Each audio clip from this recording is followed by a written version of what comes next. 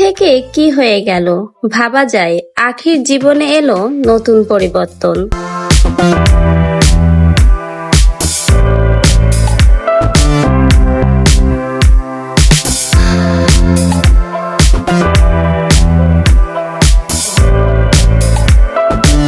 মানুষের জীবন পরিবর্তন হতে সময় লাগে না, যেমন আখি এবার নিজেকে পরিবর্তন করে ঘুরে দাঁড়িয়েছে।